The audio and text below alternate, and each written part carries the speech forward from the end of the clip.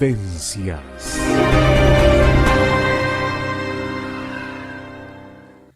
Continuamos aquí ya en Vivencias junto a Roberto Jones, que hoy tenemos el honor de recibir.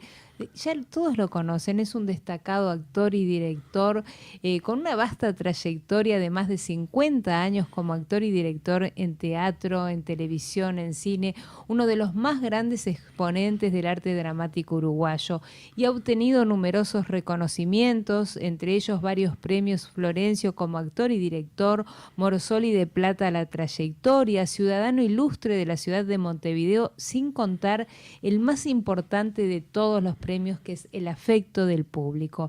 Y en esta ocasión Roberto Jones nos acerca a un clásico, al dramaturgo ruso Chejov, con su novela Viaje al interior del Jardín de los Cerezos, que la dirige Roberto y que la estrena este 20 de septiembre en la sala Atahualpa del Teatro El Galpón. Muy bienvenido, Roberto. Qué Muchas honor gracias, tenerte Andrea. acá.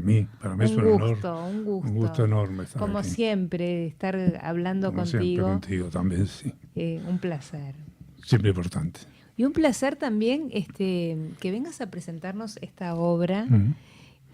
¿Por qué, elegiste a este dramaturgo que revolucionó el arte dramático? ¿Por qué revolucionó Chejov el arte dramático? Chejov es el autor más importante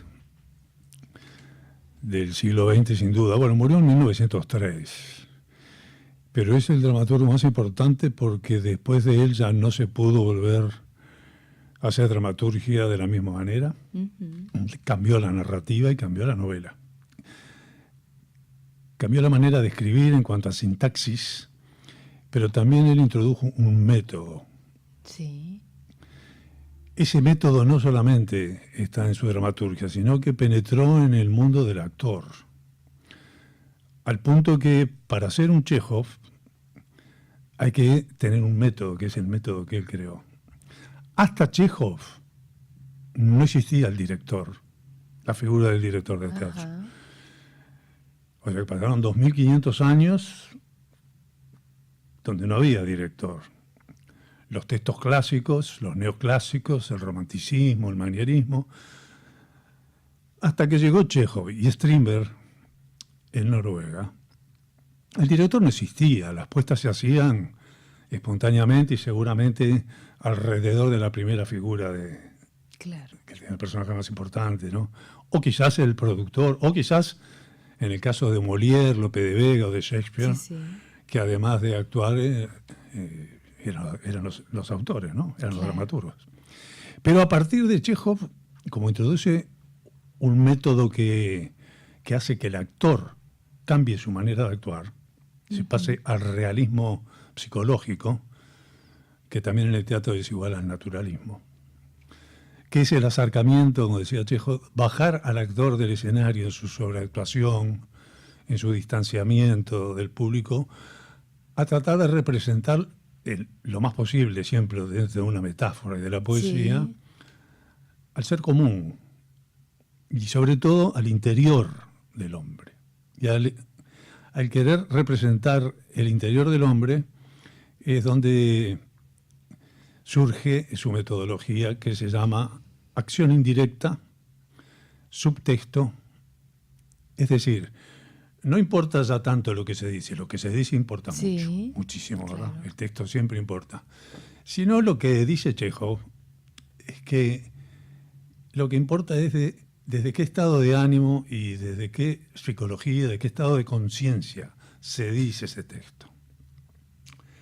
De manera que a veces yo puedo decir a alguien te quiero, y el te quiero leído es siempre te quiero. Pero quizás el estado de ánimo de te quiero sea adverso, es decir, contratexto. Lo que importa es realmente si le está diciendo te quiero sinceramente o tiene la capacidad, como decía Chejov, que el hombre es un animal extraño que sabe fingir, cosa que el animal no puede. O le estás diciendo lo contrario. Exacto. Pero puedo decir, yo te quiero mucho, o te puedo decir, yo te quiero mucho. Te puedo decir de diferentes maneras. Claro. Pero te puedo decir yo te quiero mucho y en realidad está diciendo lo contrario. Entonces hay que estudiar mucho el texto.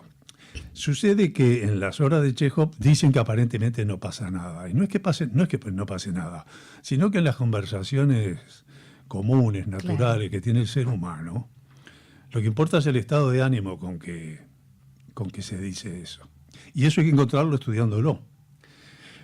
Al estudiar a Chekhov, y por ejemplo la obra de Jardín de los Cerezos, que es el original del texto que yo hago una versión de eso. Vos haces viaje, ¿por qué haces ahora viaje? Ahora viaje. después contame, porque Tiene debe tener que ver con esto que estás diciendo. Tiene que ver, exacto. Claro. Tiene 4 actos, ¿no? La obra original. Pero en realidad tiene 20 unidades dramáticas. ¿Cada unidad dramática qué es? Cada unidad dramática es no escenas. La escena es cuando entra o sale un personaje, sino cuando hay un tema que se trata, se agota y se pasa a otro tema. Claro. Eso es lo que hace el ser humano, permanentemente. Sí, sí. Agota un tema, pasa a otro tema, pasa a otro tema. Entonces, el actor tiene que estudiar bien cada una de las unidades dramáticas antes de pasar a la otra. En general, eso lo hacemos los directores sin comunicarlo y sin hacerlo con los actores. En este caso, yo lo que hice fue lo siguiente. A ver. María Escapullo, que es la productora de este espectáculo, que es muy amiga mía, que es psiquiatra, es la número 1 en psicodrama, ¿no? Me dijo de hacer El Jardín de los Cerezos, ¿no? Volví a leer El Jardín de los Cerezos. Yo tenía un recuerdo magnífico de una obra, de una puesta en escena que había hecho Omar Grasso en el Circular en el 69, una cosa más bella que yo vi en teatro. Y yo digo, bueno, es imposible que yo pueda superar esto. Volví a leer la obra y me llamó la atención una cosa que yo había estudiado, pero que nunca le había prestado atención, que es que en realidad en El Jardín de los Cerezos, que es su última obra de Chekhov, está toda la metodología en esa obra, pero el protagonista es el Jardín de los Cerezos y no es ningún personaje. Entonces, la obra entera con 14 personajes que dura 3 horas, hoy en día me parece que está de más. Voy a buscar cuáles son los personajes que están ligados directamente al conflicto del Jardín de los Cerezos. ¿Y qué simboliza el Jardín de los Cerezos? Para Chekhov, para mí, para los actores y para el público. Lo voy a dejar como un símbolo expuesto. Entonces hice una versión de 8 actores, que dura 1 hora y cuarto, 1 hora y 20, más o menos. Está todo concentrado. Pero lo simplificaste de alguna manera. Lo compliqué. Claro. Mira. Lo compliqué. Lo compactaste, esa es la palabra. Lo compactaste, no lo simplificaste. Exactamente. Porque al compactarlo, lo que quedaron fueron 8 personajes con el texto original de Chekhov. Se complicó. Que generalmente, como es muy grande la obra, muy larga, la cortan. Y al cortar, los 14 personajes también cortan estos 8, que son los principales. Claro.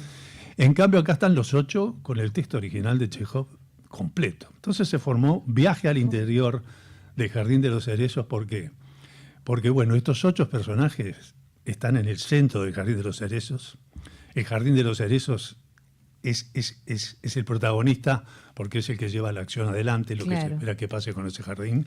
Y además porque la metodología de Chekhov hace que el trabajo interior de los actores, al simbolizar cada uno de ellos, hacer una libre interpretación de lo que es el jardín para ellos, y esperamos que para el público, se me ocurrió que era un viaje interior que hacemos todos hacia lo que simboliza el jardín, y es una manera de rendirle homenaje a Chekhov, que es el hombre axial, ¿no? Es un dramaturgo que cambió la dramaturgia. Sí. Y lo curioso de Chekhov es que, por ejemplo, que él dice que todo es una comedia. Él dice, esto es una comedia. Esta obra es una comedia, según él. Según Chekhov, sí. Entonces, en este caso, yo había dirigido antes La Gaviota, ¿no? Sí. Y todo nos cuesta creer que nos diga, porque La Gaviota es una comedia, pero al final el chico se pega un tiro ahí, al final de la obra, ¿no? Claro. En Ivanov se suicida, se da vuelta y se pega un tiro en la cara. Acá no hay tragedia. Pero ¿cómo hacer una comedia donde no hay risa? Se complica. Se complica. Y lo que estudié, y digo, me iba a hacer muchos estudiosos rusos, expertos en Chekhov, es que él lo que significa con comedia es ritmo, energía y no declamación, ¿no? Sino que es eso, y que el hombre sea lo más parecido a lo que sucede en la vida. Entonces, más auténtico. Lo más cercano, lo más auténtico. Tanto en su manera de expresarse exteriormente como interiormente, ¿no? En su naturaleza interior. ¿Y eso no hace también de alguna manera que el espectador se sienta más identificado con lo que está viendo? Eso es lo que buscaba Chekhov. Uh-huh. Esa es la dificultad enorme que tiene Chekhov. Claro. Se hace en todas partes del mundo, por ejemplo. Si Chekhov es un autor que no se puede dejar de hacer. Claro. Pero ese es el gran desafío que planteó Chekhov. Por eso rompió con el romanticismo, rompió con todo. Y gracias a él, ahora nosotros hacemos un Shakespeare y podemos hacerlo con la metodología de él. En Chekhov, ¿qué pasa? Pasa como en la vida, que de repente estamos hablando y hacemos una pausa. Nos quedamos pensando. Claro. Y yo tengo un estado de ánimo que lo traigo desde la calle. Tú tenés otro que estás acá, porque hiciste una entrevista antes. Claro. ¿Entendés? Y eso el actor lo tiene que saber. Entonces tiene que estudiar lo que se llama la escena cero. Es saber el estado de ánimo con el que entra al escenario antes, hace la unidad dramática y cuando sale le cambió el estado de ánimo, pero tiene que conservarlo para cuando vuelva a entrar. Claro. Es un estudio muy profundo. Entonces hicimos un estudio de 4 meses. Claro. Estuvimos estudiando.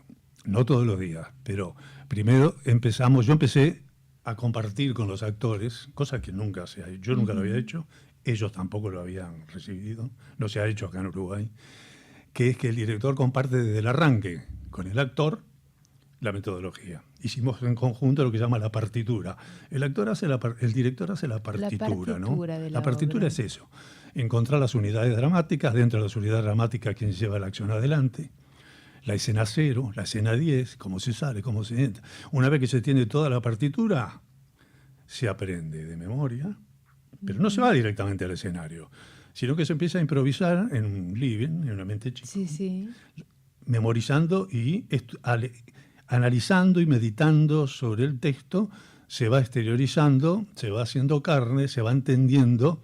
Luego que está toda la obra entendida, ahí empieza la puesta en escena recién. Y se va viajando ese jardín, entonces, interno. Y se va viajando hacia un jardín que es un jardín interior. Interior. Ahora, en la puesta en escena después está exterior. Claro. Llega la escenografía, llegan las luces, llega la música, llega el vestuario, y es un espectáculo normal, digo, natural. Ahora, el trabajo anterior, el público no lo sabe. Acá, claro. Acá sí. se lo estamos brindando para que vayan a ver la obra y valoren, o sea, ya con esto que me decís, cuando la vaya a ver, valoro mucho más el trabajo, ¿no? Porque es un trabajo imponente. Es un trabajo imponente, sí, fue un trabajo muy grande, un trabajo muy profundo. Tengo muy buen elenco, son 4 jóvenes maravillosos. Son Soledad Gilmet, Tefi Croce, Carlos Lizardi y Sebastián Serrante, que son los 4 jóvenes. Y después los 4 veteranos, Susana Groisman, Sergio Pereira, Ricardo Couto y Walter Berruti. Son 8. Los 8. Y esos 8 yo los busqué y ellos aceptaron, sabiendo de antemano todo lo que estuvimos estos 4 meses de trabajo intenso. Sí. Que va a ser una maravilla. Contanos algo acerca de esa flor de cerezo, porque la flor de cerezo tiene un significado especial y quiero que me lo cuentes. A ver. Y la flor Chekhov era desde la niñez. Él se crió entre los cerezos, entre jardines de cerezos. Desde la niñez, él nació en Ucrania, ¿no? Uh-huh. Siempre estuvo cercano a los jardines de los cerezos, al jardín de cerezos. Y cuando él ya fue grande, fue un dramaturgo y era un médico también. Sí. Y cuando se compró su primera casa, lo primero que hizo fue un jardín de los cerezos. Y antes de morirse tenía una casa donde tenía un jardín de los cerezos. El cerezo es una flor muy efímera, que surge en primavera, dura unas semanas y se muere. Se va. Y da nacimiento a un fruto que es el cerezo, que es muy parecido a la guinda. Claro. Es rojo. Es blanco. Es de color blanco. La flor tiene un bordecito rosado, pero en general es todo un bosque, un campo blanco. ¿Qué simboliza eso para Chekhov? Bueno, a primera obviamente significa todo lo efímero. No solo la vida, lo efímero. Claro. Para nosotros, la gente de teatro, eso es un pan de todos los días. Lo efímero es cada función. Claro. Lo efímero es cada obra que hacemos. Nuestro arte es efímero porque queda y muere con nosotros y no queda registrado más. Ahora porque hay cámaras, ¿verdad? Claro, ahora sí, Pero sí, sí. lo que queda es el dramaturgo, queda el libro. Pero el arte del actor desaparece como la del bailarín, ¿no? Ujú. No es como el pintor, no es como el escritor, Claro. no es como el escultor, no es como el músico. Nuestro arte es efímero. Y pienso que ahí es una de las posibilidades de Claro. los símbolos. También es ese mundo maravilloso que tuvo Rusia en el siglo de oro ruso, que va de 1800 a 1900, donde nosotros como cristianos occidentales hemos ignorado bastante. Y generalmente conocemos 4, 5, 6, 7, 8 de los grandes, y fueron decenas de grandes literatos, que ahora los empezamos a descubrir y a estudiar. Todo ese siglo, Chekhov lo vio desaparecer, Ujú. se fue muriendo, ¿verdad?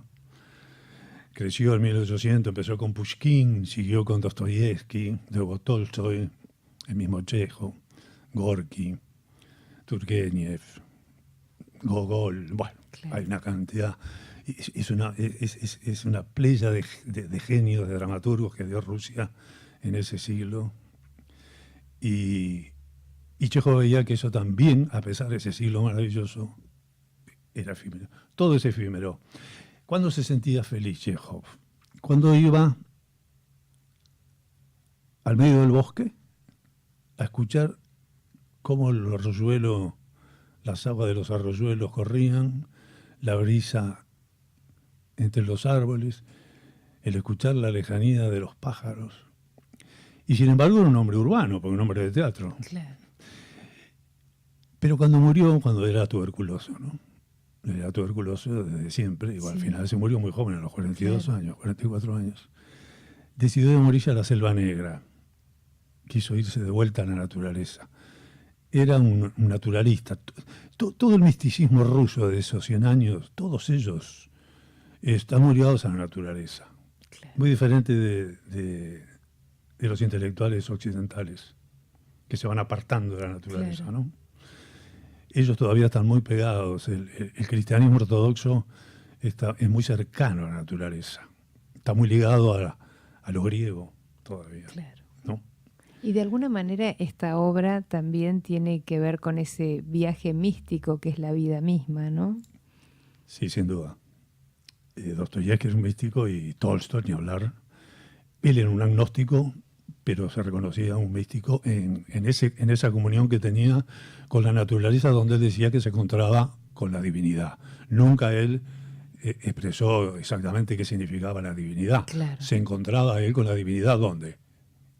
En el bosque, cerca de la naturaleza. O sea que en ese sentido estaba muy cercado al paganismo, ¿no? Claro. Antiguo.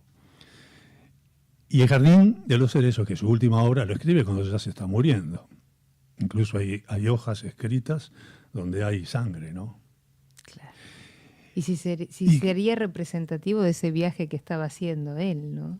Sí, toda su vida, la vida que había sido para él, la vida intelectual y emocional de Rusia, era un médico que había ayudado a los pobres. Ujú. Fíjate que ya era famoso en Yalta. Él tenía su casa y se había retirado a Yalta y había fila de carruajes que venían a saludarlo para que le firmara los libros. Claro.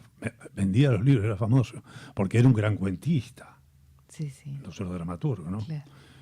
Hizo 6 obras de teatro nada más, pero era un gran cuentista. Pero también él decía que venían hileras interminables de pobres y de tísicos a pedirle ayuda porque era médico y él no podía ayudarlo. Entonces se sentía una gran compasión por el ser humano y eso lo llevó a apartarse definitivamente y se fue a la Selva Negra. Entonces todo su teatro es muy poético, es un teatro muy entretenido, porque se juega en comedia, se juega rápido. No es para nada algo intelectual, pero se dicen cosas que hay que hacer la pausa. Para digerirlas. Sí, y para meditar, llevárselas y meditarla después. Enorme. Dice cosas tremendas permanentemente, pero las dice en medio de una conversación trivial. Claro. ¿Entendés? No es que se para y como en el Y teatro bueno. clásico para y dice un monólogo, como Shakespeare, ¿verdad? No, él les deja correr una frase ahí, 2 o 3 cosas tremendas, dice, tremendas, maravillosas. Pero las va dejando caer. Entonces ahí es donde nosotros tenemos que detenernos para que el público las disfrute y se las lleve. Claro. Es un desafío muy grande. Siempre los actores y la gente de teatro nunca sabemos si va a gustar o no. Y en definitiva eso no es... O sea, pero no está en oírte, nosotros. mira, yo creo que oírte el entusiasmo que traes, que contagiaste hoy en esta nota, creo que va a ser maravillosa. No, o sea, apuesta lo que va a pasa ser... es que tú sos una buena receptora, muy sensible, No. y una gran periodista. No. Tú sabes que te tengo un gran cariño y afecto, pero más allá de todo se nota que son 4 meses de trabajo intenso, de un equipo hecho con mucha responsabilidad, en un texto muy valioso y con un director que, bueno. Y los actores no deben ser menos, que si tú los elegiste no deben ser menos tampoco. No, así los que... actores son maravillosos. Los actores son maravillosos, yo amo a los actores. Cuando digo actores, digo actrices, ¿no? Claro, sí. Porque realmente entregan todo, toda su sensibilidad, su intelectualidad, su vida, el sacrificio que hacen hoy día para poder trabajar en otras cosas. Claro. ¿No? Y es efímero, son 12 funciones nada más. Se estrena, a ver, vamos a recordar, el 20 de septiembre. El 20, jueves 20 de septiembre, 20 de septiembre. Va a ser de miércoles y jueves, se va a hacer. A las 21 horas. A las 21 horas en la sala Atahualpa del Teatro El Galpón. Y solo 12 únicas Solo funciones, 12 así que únicas funciones, estén sí. atentos. Vamos a estar Sí, ahí sí, para sí, acompañarte en ese estreno, ni que hablar. Bueno, que espero a todos. Que Claro, vengan, sí. y estamos invitando a toda la audiencia para que los acompañen. Nosotros vamos a estar, ni que hablar. Pero me parece que va a ser una obra que nos vamos a llevar algo muy lindo. Así que... Va a estar muy bien acompañada por escenografía y vestuario de Ana Rospide, Mira, una excelente. artista excelente. La música de Fernando Ulivi, un maestro Sí. de la música, y las luces de Martín Blanchet, otro maestro de la iluminación. Entonces eso nos va a Ayudar. Y diseño muchísimo. gráfico y fotografía de María Fernández Sí, Russomano. sí. Así que los nombramos a todos. Y Estefanía acá, que está a mi Stephanie, derecha, que también nos que está... habla de promoción, prensa. Promoción, prensa y un encanto también Y acompañándote. un encanto, sí. Le debo mucho porque Bueno, me es un llega equipo para de todos trabajo lados. maravilloso, La Roberto. producción, te vuelvo a repetir, no sé si te lo dije, es de María Escapucio, que es viuda de Bernardo Gali, uno de los grandes directores del Teatro del Galpón. Y ella, como ya te dije, psiquiatra además, y es experta en psicodrama. Y ella es la productora Muy bien. que pone el dinero para esto.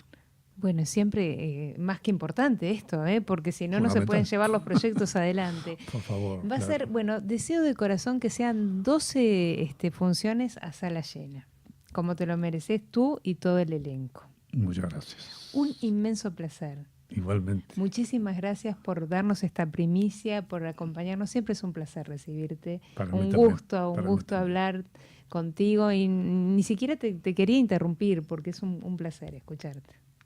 Para Mucho mí también éxito, estar contigo. Roberto. Gracias. Muchas gracias. Hacemos una breve pausa.